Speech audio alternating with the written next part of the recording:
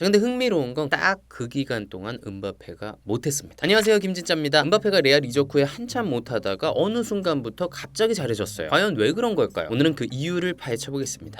부진했던 음바페. 자, 일단 음바페가 골을 많이 못 넣었습니다. 이적 직후 8월에 4경기에서 한 골 넣었어요. 그리고 9월엔 5경기 6골을 넣어서 역시 음바페는 바로 적응하네 그랬는데 10월에 5경기 1골, 11월에 4경기 1골을 넣었어요. 2달 동안 딱 2골 넣은 거야. 이게 얼마나 심각한 거냐면 음바페가 요렇게까지 못 넣은 게 2021년 이후에 처음이래요. 아니, 그래서 음바페한테 아예 찬스가 안 온 건가 싶어서 슈팅 개수를 찾아봤더니 유럽 5대 리그에서 홀란드 다음으로 많이 때렸어요. 문제는 골 전환율이었습니다. 12.3%. 이게 얼마나 안 좋은 기록이냐면 유럽 5대 리그 공격수들 중에 230위에 해당하는 기록입니다. 한마디로 음바페한테 찬스가 안 온 건 아니고 음바페의 결정력이 아주 형편없었다. 자, 그렇게 골을 못 넣어주는데 중요한 순간에 PK를 실축해. 거기다가 수비도 안 해. 그러니까 여론이 박살났죠. 일부 팬들은 희대의 먹튀, 아자르랑 다를 게 뭐냐 이런 얘기까지 했어요. 갑자기 잘해진 음바페. 자, 그랬던 음바페가 12월 들어서 갑자기 잘해졌습니다. 12월에 6경기 5골, 1월엔 9경기 8골. 어느새 리그 득점 2위고요. 유럽 전체로 봐도 12월 이후에 뉴캐슬의 이삭 선수 다음으로 많이 넣었어요. 아니, 도대체 왜 갑자기 그렇게 잘해진 걸까요? 하나씩 알아보자고요. 전술 변화. 자, 결론부터 바로 말씀드리겠습니다. 음바페가 못할 때는 안첼로티 감독이 4-4-2를 썼고 그거를 4-2-3-1로 바꾸니까 음바페가 확 살아났어요. 왜 그랬을까요? 일단 팀 전체의 수비력이 올라갔어요. 4-4 했을 때는 투톱에 음바페, 비니시우스가 섰었거든요. 근데 이 두 분이 또 스타시잖아요. 수비를 안 하셨어요. 언뜻 서 있는 형태를 보면 4-4-2 같긴 한데 사실상 4-4-0으로 수비한 거야. 자, 투톱이 이렇게 수비를 안 하면 어떻게 돼요? 상대 수비형 미드필더가 겁나 자유롭죠. 전방에 질 좋은 패스 편하게 뿌리는 거야. 상대 수비를 압박하겠다고 레알의 중앙 미드필더가 튀어나온다? 그러면 그것도 문제예요. 그 뒤에 포켓 공간이 벌어지거든. 그러면 상대는 이렇게 패스 넣죠. 그럼 이 선수는 돌아서서 바로 찬스 메이킹 하는 거야. 그리고 또 그거를 못하게 하겠다고 레알의 센터백이 튀어나온다? 그러면 뒷공간 생겨요. 거기 패스 두루가 또 빅찬스 허용하는 거야. 그런 식으로 해가지고 레알이 된통 당했던 경기가 작년 10월 말에 엘클라시코였죠. 자, 그런데 안첼로티 감독이 4-2-3-1로 바꾸고 나니까 레알의 수비력이 좋아졌어요. 일단 벨링엄이 공격형 미드필더 자리에 서서 상대 수비형 미드필더를 바짝 압박하니까 거기서부터 좋은 패스 못 나가죠. 그리고 두 명의 중앙 미드필더가 포켓 공간을 든든하게 지킨다고. 그러면 센터백이 무리해서 튀어나올 필요 없죠? 뒷공간 노출 안 하죠? 전체적으로 수비 조직이 안정되는 거예요. 자, 이렇게 팀 자체의 수비력이 올라가니까 실점을 잘 안 하죠. 편안하게 경기할 수 있는 거야. 그러다 레알이 선제골을 넣었다? 더 편하죠? 막 다 축구를 즐겨. 그러면 음바페도 골 많이 넣을 수 있는 거예요. 자, 그리고 포메이션을 바꾸고 나서 공격력도 좋아졌어요. 4-4일 때는 뭔가 안 맞는 옷을 입었던 선수들이 4-2-3일 때는 자기한테 딱 맞는 옷을 입었어. 예를 들면 벨링엄 4-4일 때는 왼쪽 측면 미드필더로 뛰면서 수비만 겁나 했어요. 근데 4-2-3일에 공미로 들어오니까 우리가 알던 벨링엄이 돌아왔습니다. 그냥 다 잘해. 그리고 발베르데도 4-4-2의 오른쪽 측면 미드필더로 뛸 때는 자기가 가진 툴을 다 못 쓰는 느낌이었어요. 근데 4-2-3-1의 오른쪽 중미 자리 서니까 자기 툴을 다 써. 이렇게 벨링엄, 발베르데가 자기 위치를 찾으니까 음바페한테 가는 패스의 양과 질이 높아졌어요. 솔직히 음바페가 부진할 때도 뒷공간 침투는 부지런히 했거든요. 근데 뭔가 동료들이 패스 타이밍을 잘 못 잡는 느낌? 그런 게 좀 있었는데 전술 바꾸고 나서 아주 좋아졌어. 그리고 제가 정말 말씀드리고 싶은 거는 4-2-3-1을 쓰면서 뒷공간에 침투하는 선수들이 많아졌어요. 4-4-2 때는 뭔가 투톱만 뒷공간에 침투하는 느낌이었는데 달라졌어. 그리고 그게 음바페가 골을 넣는데 큰 도움이 됐습니다. 예를 들어서 음바페가 12월 말에 세비야전에서 미친 중거리 골 넣었거든요. 우리가 그냥 그 장면만 보면 와, 음바페 슈팅 쩐다, 부활했구나 이런 생각만 들지만 사실은 동료들이 동시다발적인 침투를 해줬기 때문이에요. 그러면 상대 센터백이 처질 수밖에 없거든. 그러면 볼을 받은 음바페가 충분한 시간과 공간을 확보한 채 슈팅 임팩트에 집중할 수 있는 거죠. 뒷공간 침투되는 제로톱. 음바페는 4-2-3-1에서 뒷공간 침투되는 제로톱 역할로 뛰고 있는데 이게 음바페한테 아주 딱이에요. 자, 뭔 얘기냐? 음바페가 원톱으로 뛰다 보니까 투톱으로 뛸 때보다 활동 반경이 더 넓어졌단 말이에요. 그래서 더 자유롭게 돌아다녀. 일단 역까지 내려와가지고 볼을 받아줍니다. 제로톱처럼 뛰는 거죠. 그럴 때 많이 하는 플레이가 내려와서 볼 받고 반대로 전환, 그리고 빠르게 침투해서 수루 패스 받아가지고 슈팅해요. 이게 위협적인 이유가 뒤에서부터 들어가니까 속도가 붙어가지고 상대 센터백이 막을 수가 없어. 안 그래도 빠른데. 자, 그리고 요런 플레이도 많이 해요. 내려와서 볼 받고 돌아선 다음에 벨링엄, 호드리구랑 짧게 주고받고 침투해서 골 넣죠. 자, 그러면 상대 센터백이 어떻게 하겠어요? 제로톱처럼 내려가는 음바페 바짝 압박하겠죠. 못 돌아서게 하려고. 근데 그러면 또 문제가 생겨요. 음바페가 내려가는 척 하다가 갑자기 뒷공간으로 뛰거든. 그러면 로빙 패스 와서 또 골 먹거든. 그러니까 말하자면 음바페는 두 가지 유형의 공격수를 합쳐놓은 거예요. 제로톱 플러스 뒷공간 침투 되는 공격수. 원래 제로톱으로 잘했던 선수들이 느려가지고 뒷공간 침투는 힘든 경우가 많았거든요. 근데 음바페는 제로톱 역할도 되고 뒷공간 침투도 돼. 아니, 되는 게 게 아니라 침투는 뭐 세계 1등이죠. 요즘 경기 보면 내려와서 볼 받는 거랑 뒷공간으로 띄워주는 거랑 그걸 적절히 섞어준다고요. 그러면 상대가 미치는 거예요. 제가 볼 때도 이런 역할이 음바페가 레알의 중앙 공격수로서 가장 빛날 수 있는 역할이에요. 심리적 부담. 자, 음바페가 전반기에 부진했던 이유 중 하나는 심리적 부담이었습니다. 그 부담은 크게 두 가지로 나뉘어요. 하나는 레알 마드리드라는 이름이 주는 부담감. 실제로 음바페가 이런 얘기를 했습니다. 레알에 처음 오고 나서는 너무 급해져서 실수를 했어요. 인내심이 부족했죠. 확실히 메가 클럽이다 보니까 위압감이 있었을 거라고. 자, 사실 그런 부담에 대해서는 레알의 선배들도 많이 얘기를 했습니다. 모드리치도 레알에서의 첫 시즌은 결코 쉽지 않다, 이런 얘기를 했었고 21살에 레알에 와가지고 초반에 헤맸었던 벤제마도 레알이라는 클럽이 주는 압박감은 장난이 아닙니다. 이런 얘기를 했었어요. 특히 다닐루 선수는 레알 첫 시즌에 완전히 자신감을 잃어가지고 경기장에서 5m짜리 패스도 못했대요. 진심 우울해가지고 축구 그만둘라 그랬대. 그러니까 레알이 그런 클럽인 거예요. 확실히 음바페도 초반에 뭔가 좀 쫄아있는 느낌이 있었다고. 자, 음바페가 느낀 또 다른 부담감은 골을 못 넣어서 오는 부담감이었어요. 실제로 리그 초반 3경기 동안 음바페가 골을 못 넣고 나서 이런 얘기를 했습니다. 다른 선수들에게는 별거 아닐 수도 있지만 저에게는 큰일입니다. 확실히 골을 많이 넣어야 된다는 압박감이 컸었던 거죠. 근데 문제는 그 압박감 때문에 골을 더 못 넣게 되고 그러면 압박감이 더 커지고 악순환에 빠지는 거죠. 자, 그렇다면 음바페는 그 심리적 부담을 어떻게 이겨냈을까요? 제가 볼 땐 주변 사람들의 도움이 컸습니다. 일단 안첼로티 감독이 믿어주고 기다려줬어요. 안 감독이 이런 얘기를 했죠. 음바페가 겪고 있는 상황은 제 경력에서 이미 여러 번 경험한 일입니다. 특히 공격수들이 득점에 어려움을 겪을 때 많이 발생했죠. 해결책은 인내입니다. 모두가 그를 지원해야 합니다.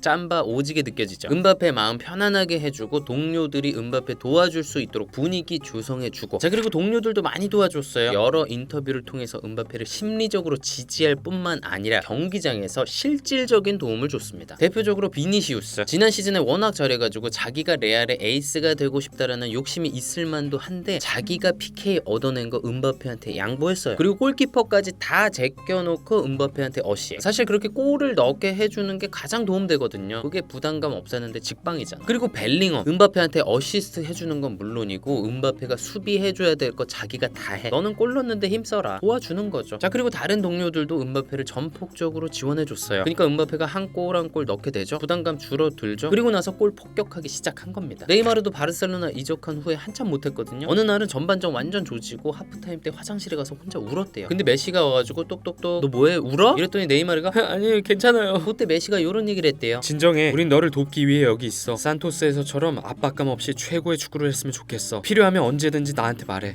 너무 따뜻하지 않아요? 네이마르가 그 이후에 자신감을 되찾고 경기를 즐기기 시작했다 이거예요. 진짜 새로운 팀에 적응할 때는 동료들의 도움이 이렇게나 중요한 거예요. 게으름. 자, 음바페가 전반기에 부진했던 또 다른 이유는 게으름입니다. 그 게으름은 경기장에서 두 가지 형태로 나타났어요. 첫 번째는 옵사이드. 겁나 많이 걸렸죠. 특히 10월 말 엘클라시코 때는 무려 8번 걸렸어요. 그게 음바페 커리어 역사상 최다 기록이고 지난 15년간 라리가에서 한 경기 최다 기록이래요. 아니 공격하다 보면 옵사이드 걸릴 수도 있지. 그 옵사이드가 게으름이랑 무슨 상관이야? 이렇게 말씀하실 수 있습니다. 근데 음바페는 진짜 게을러서 옵사이드 걸린 거예요. 보면 음바페가 항상 이 옵사이드 위치에 서 있거든요. 물론 여기 서 있으면 상대 센터백 시야에서 벗어나면서 혼란을 줄 수 있어요. 내려갔다가 올라갔다가 갑자기 나타났다가 또 없어졌다가 다른 공격수들도 많이들 그렇게 합니다. 자, 근데 이런 포지셔닝이 효용성이 있으려면 아주 부지런하고 기민하게 움직여서 라인을 기가 막히게 타야 돼요. 근데 전반기에 음바페는 그러지 않았어. 게을렀어. 남들 다 여기서 축구하는데 혼자 어슬렁어슬렁 내려와요. 그러다가 동료가 스루 패스 줄라고 하면 깜짝 놀래가지고 뒤늦게 내려왔다 들어가는데 VAR 해보면 다 옵사이야. 자, 그렇게 게을렀다 보니까 당연히 수비도 안 했겠죠. 작년 11월 말까지 수비 지표들 보면 최악입니다. 아예 수비를 안 했다고 보면 돼요. 자, 근데 그런 게으름도 어느 순간 개선이 됐습니다. 왜 그랬냐? 자기 비판의 시간을 가졌기 때문이에요. 안첼로티 감독이 말하길 지난 11월 초에 밀란한테 지고 나서 드레싱룸에서 선수들이랑 다 같이 얘기를 했대요. 우리 왜 졌을까? 뭘 더 해야 될까? 근데 답은 뭐였냐? 더 열심히 뛰어야 된다. 더 팀에 헌신해야 된다. 요거였다는 거예요. 제가 볼 때는 타겟이 약간 바페가 아니었을까? 자, 근데 안첼로티 말에 의하면 음바페가 그런 지적들을 어느 정도 인정을 했대요. 그리고 자기 비판을 했대. 그래서 복잡해질 수 있는 상황에서 벗어날 수 있었다는 거예요. 실제로 그 이후에 음바페가 조금 더 열심히 뛰는 느낌이 있습니다. 혼자 걸어다니다가 옵사이 걸리는 것도 좀 줄어든 것 같고 수비도 훨씬 적극적으로 해요. 골 뺏기고 나서 바로 압박하는 거 보고 나 깜짝 놀랐잖아. 자, 음바페가 그렇게 열심히 하니까 다른 동료들도 불만이 없겠죠. 다 같이 신나게 뛰는 거야. 분위기 좋은 거야. 괜히 리그 1위 하는 게 아닌 거야. 사생활 이슈. 자, 음바페가 전반기에 부진했던 이유 중 하나는 사생활 이슈입니다. 뭔 얘기냐? 음바페가 지난 시즌 끝나고 바로 유로 대회를 치렀잖아요. 근데 유로에서 또 준결승까지 갔네. 한 달 정도 쉬고 레알에 네이마르이 합류했는데 음바페는 더 쉬고 싶었던 것 같아요. 약간 번아웃이 온 거지. 자, 그래서 작년 9월 A매치 기간 때 음바페가 대표팀에 안 가고 좀 쉬고 싶다 그랬는데 소집이 됐어요. 그리고 10월 A매치 기간에는 대표팀에 안 갔어. 데시안 감독이 배려해 준 거죠. 자, 그래서 그때 음바페가 스웨덴에 가서 휴가를 보냅니다. 근데 거기서 성범죄에 연루됐다는 보도가 뜬 거죠. 자, 보도에 따르면 음바페가 레스토랑 가서 저녁 먹고 나이트클럽에서 여성분들이랑 파티를 하고 호텔로 돌아갔는데 어떤 여성분이 그 호텔에서 음바페가 자기를 막 이렇게 했다 그렇게 주장을 한 거죠. 그리고 그분이 병원에 가서 진단도 받고 경찰서에 가서 고소장도 제출을 했대요. 자, 그 보도에 대해서 음바페는 가짜 뉴스입니다 이렇게 부인을 했는데 일단 조사를 하긴 했나 봐요. 12월 중순쯤에 증거 불충분으로 사건이 종결됐다 이런 기사가 또 나왔어요. 자, 근데 흥미로운 건 그 사건이 처음 보도된 게 작년 10월 12일이에요. 그리고 12월 중순에 종결됐잖아요. 딱 그 기간 동안 음바페가 못했습니다. 음바페가 9경기에서 2골 넣고 그럴 때가 딱 그때쯤이야. 그러니까 이런 사생활 이슈가 음바페의 마음을 흔들어서 경기력에 지장을 줄 수 있었던 거죠. 그리고 요거랑 별개로 작년 9월부터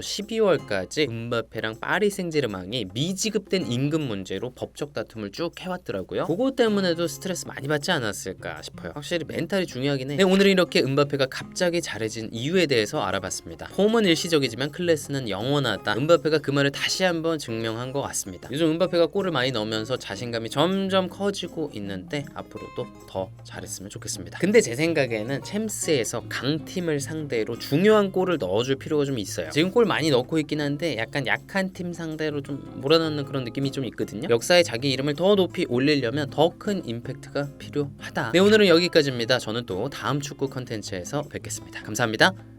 Drop it, drop it, drop it.